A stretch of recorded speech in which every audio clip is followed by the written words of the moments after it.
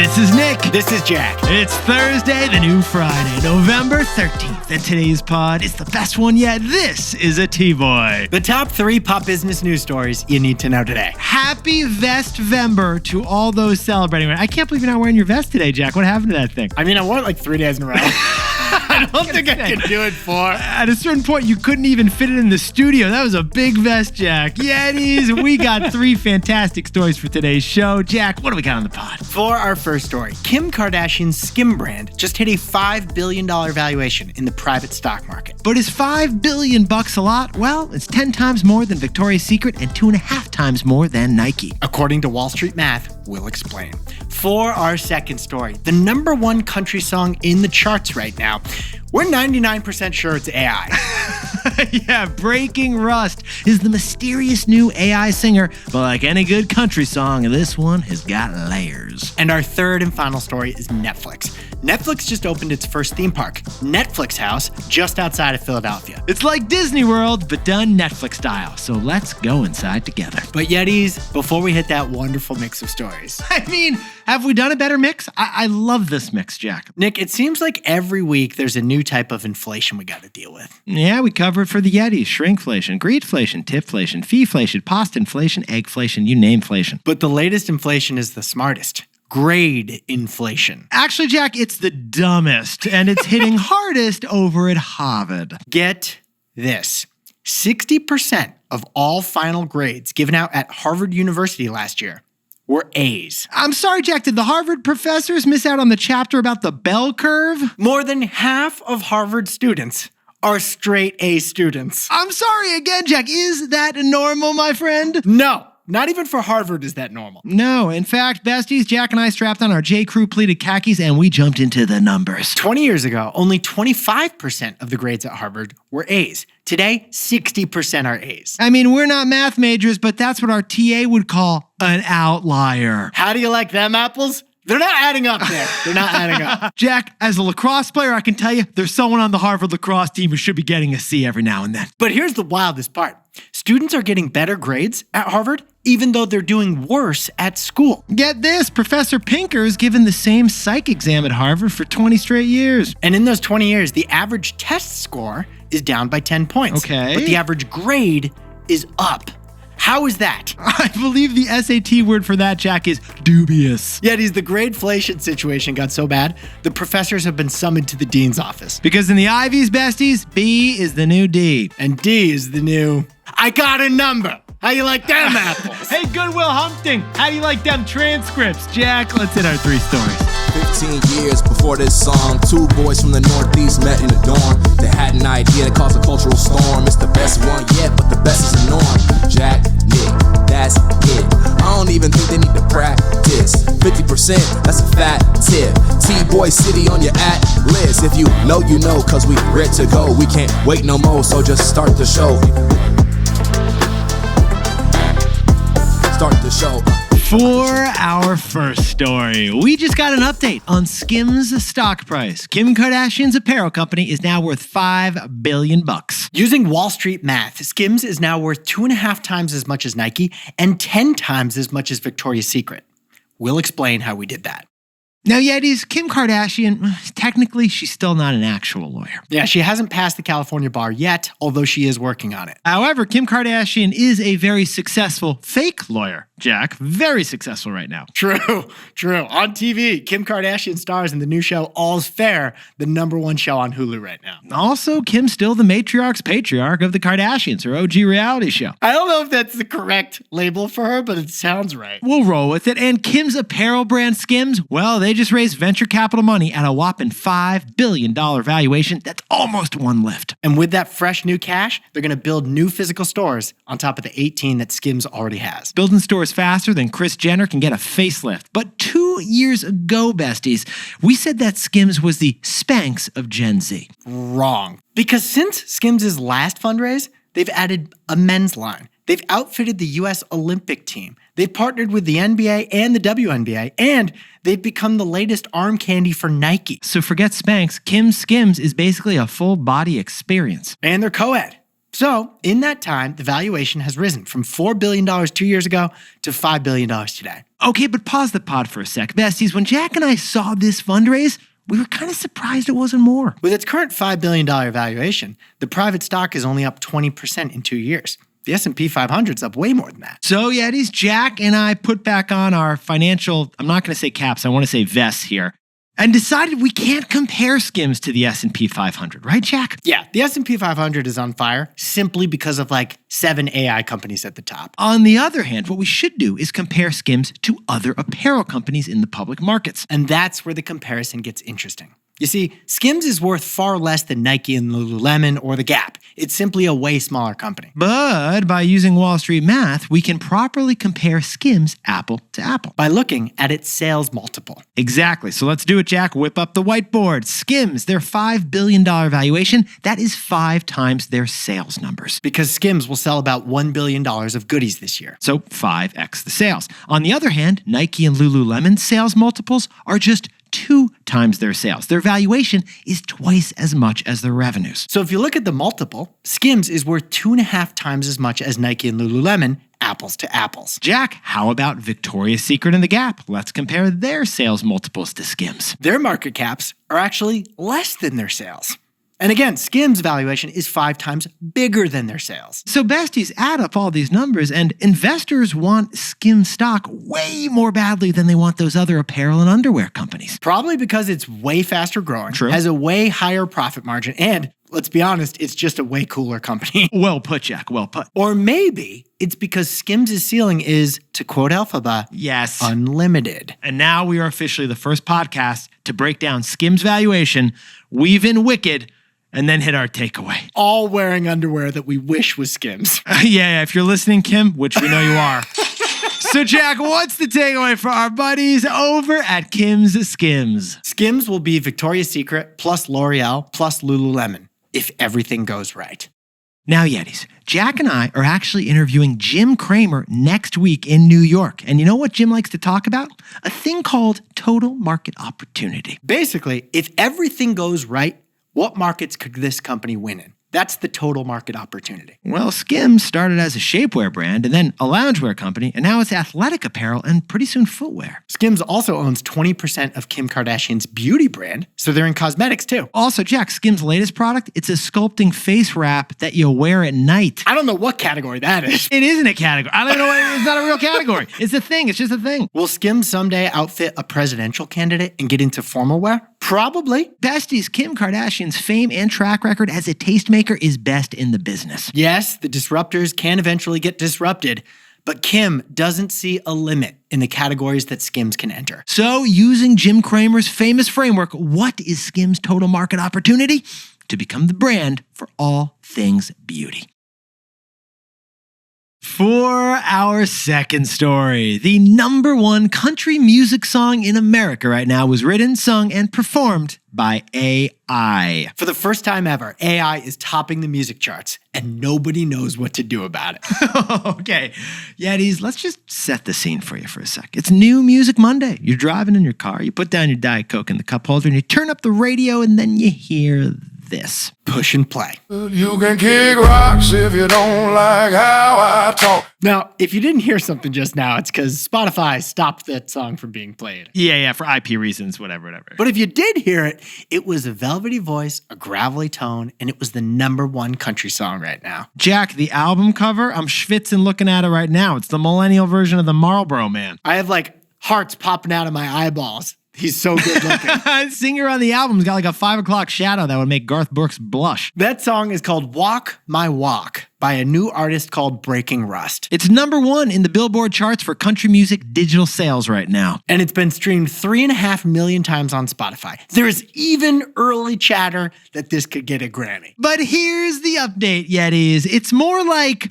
chartificial intelligence when it comes to this song. Because that top country song you just heard is AI. That's right, it's a robot Reba McEntire. It's AI Johnny Cash. And we thought Dolly Parton was undisruptible, and then we get this AI country song? Now, the comment sections blew up. Some people are pissed, others don't care that it's AI, but everyone's bopping their heads because this is a bit of a banger. So, besties, Jack and I dove in T-Boy style. How do we know breaking rust is artificial intelligence? And there must be a person behind it at some point, right? Well, as we dove in, we discovered, like much of country music, it's a complicated story. Neither Walk My Walk nor the artist Breaking Rust is labeled as AI on Spotify, and there's no bio saying anything about them. Also, Jack, the hunk on the album cover, I can't really tell if he's real or he's fake, if he's made by ChatGPT or what. So how do we know it's AI? Well, music identification tools have tested out the voice and pegged the probability that it's AI at 90%. But Jack, interestingly, in the credits, it mentions a man, Obier Rivaldo Taylor, as the composer and lyricist for the song. That sounds like it could be a human. It does. But if you Google the name,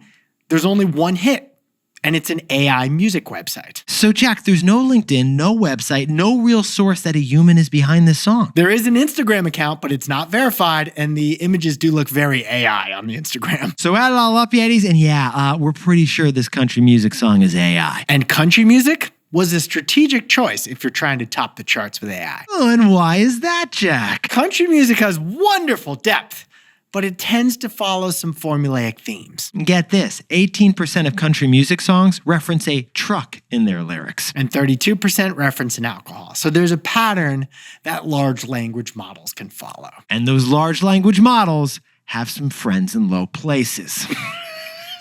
So Jack, could you please honky-tonk the takeaway for us for our buddies who are everyone listening to this AI song? This is the first of firsts.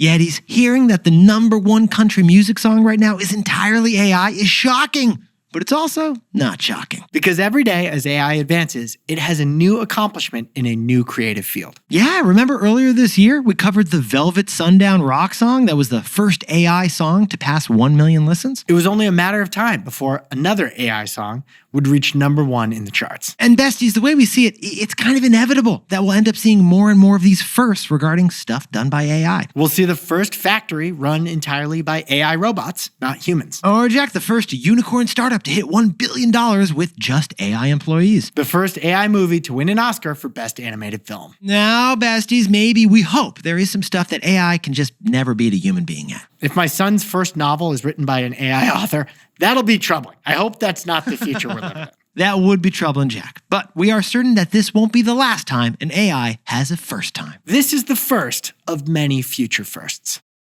Hey, Yetis, if you're a bestie, take a sec and hit that subscribe button. And like this video while you're at it. If you leave a comment, by the way, we'll read it.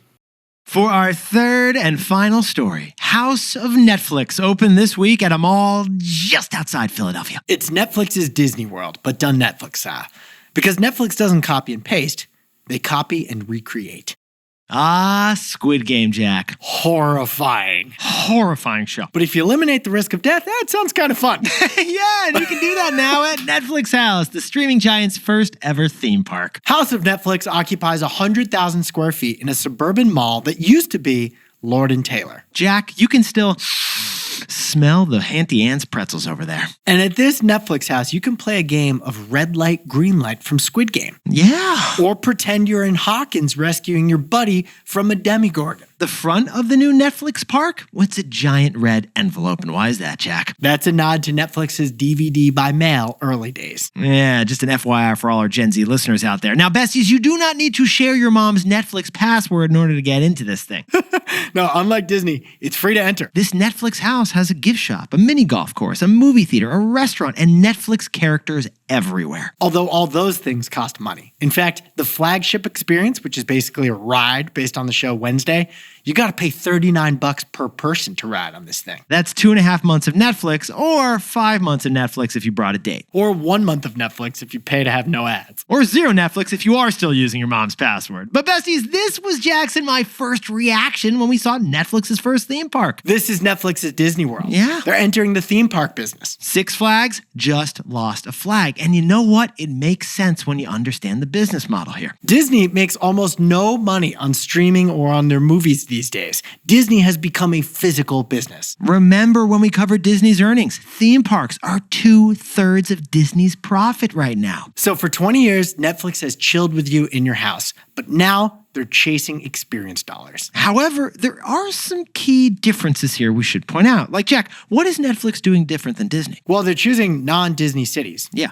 Netflix is in Philadelphia now, then Dallas in December, and they're opening up their third Netflix house in Las Vegas in 2027. Basically, if you lost a Macy's near you, then you're probably getting a Netflix house one of these days. True. Second difference, Netflix is doing it leaner than Disney. Yes. They're not building a gigantic, 500-acre park. They're just filling some existing retail space that's empty. Again, if Macy's went out of business near you, you're probably getting a Netflix house. And the third difference between Netflix and Disney theme parks is our takeaway. So, Jack, what's the takeaway for our buddies over at Netflix? Netflix rents, Disney buys. Yetis, most of the content you see on Disney Plus or at Disney World these days is acquired. Pixar, Star Wars, Marvel, they were all giant Disney acquisitions. Fox Studios was most giant of all. But on the other hand, Netflix has created a ton of their content in-house, straight from the ground up. Stranger Things, Bridgerton, Squid Game, all built by Netflix, all owned by Netflix. Now, Netflix does rent from time to time, like they license WWE, they're currently renting Shrek, and they pay the Addams Family for IP related to Wednesday. True story, they pay the Addams Family for Wednesday. But for the most part, Netflix has been able to use data to inform smart creative bets that win. And that has avoided massive, expensive acquisition splurges of creative IP like Disney has done. House of Netflix, it's their Disney World. But it doesn't buy them, it builds them or rents them. Jack, could you whip up the takeaways for us for the new Friday? Using Wall Street's preferred valuation metric, Skims is now worth 2.5 times more than Nike. Because Skims' total market opportunity is everything related to beauty. For our second story, Breaking Rust is #1 on the Billboard country charts. The human behind it remains anonymous. Besties, this is the first chart-topping AI song. The first of the first. And our third and final story, Netflix House is open just outside Philadelphia. It's their leaner, city-focused take on a theme park. Never forget that Disney buys, but Netflix rents. But besties, this pod's not over yet. Here's what else you need to know today. First, the government shutdown's air travel trauma has caused two very interesting phenomena. First, private jet demand surged 42% in the last few weeks as commercial flights got more and more delayed. But besties, if you can't afford a private jet yet, then the train turned out to be your go-to transportation. That's right. Amtrak demand was up 12% before Thanksgiving. And second, if you're on the fence about getting a Tesla this year, Tesla has a new strategy. Rent one for $60 a day. It's Tesla's version of the 30-day free trial, but it's maximum 7 days and it's not free. It's $60 a day. Oh, and if you end up buying it, you're credited the amount you paid to rent it for those first few days. Yeah, with the $7,500 tax credit gone, electric car companies are getting creative. Or you could rent it for 1 day, drive for Uber, and make money on it. Anyway, we're getting ahead of ourselves. Totally. Yeah, you could. And finally, Apple's newest product is a sock. A giant $230 cross-body sock. That's not exactly correct. Technically, this is a knit iPhone holder that you wear like a man bag, kind of like over the shoulder across the chest. It's designed by a Japanese designer. So it's a sock that doesn't go on your feet, Jack?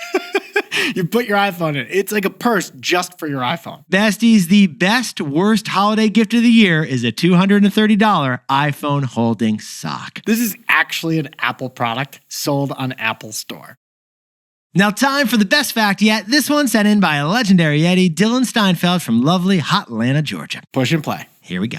Yetis and Besties, your local hit studio coach's favorite exercise, the burpee, doesn't inherently mean anything. The burpee was invented by Royal Burpee, a physiologist who in 1939 created the exercise as a fitness test. It was later used to assess fitness by the military ahead of World War II. So next time you're in the studio suffering and doing a bunch of burpees, don't blame your coach, blame Royal Burpee himself. Yeah, when he first said studio, I thought he meant podcast studio. I know. And, I like to spot you when we're in the studio, Jack. But yeah, this is a whole new level, man. Now, in high school, we called it an up-down. Burpee's a better name. Royal Burpee, though, is the best name. If only he had trademarked that term. Yetis, you look fantastic today. And if you are looking at us because you're watching us on YouTube right now, we love seeing you over there, don't we, Jack? Smash the subscribe button. Yeah, if you're watching us on YouTube, remember to like us and subscribe and drop a comment so we can hang out with you there too. First thing I do every morning is check the YouTube comments and reply to the ones that reference me. If you know, you know. Jack and I will see you tomorrow. And before we go, congratulations to legendary Yetis Kristen Sikorsky and Eric, who are celebrating the best wedding yet this weekend. And the maid of honor, their sister, is a longtime Yeti. You guys look fantastic. And Adam Brink, the crab man from Baltimore up in Brookline, Massachusetts, is celebrating the most fantastic of birthdays. And a big shout out to Kelsey Black, one of the 4 finalists for the Community Builder Award during the Austin Business Women Awards. And Rima Nayak and Sean Thomas down in Atlanta, Georgia have been together for 8 wonderful years. Congratulations, guys. Happy anniversary. And to anyone else celebrating something today, make it a T-Boy. Like, subscribe, and celebrate the wins. This is Jack. I own stock of Disney, Netflix, and Victoria's Secret. Nick owns stock of Lululemon and Nike, and we both own stock of Spotify and Apple.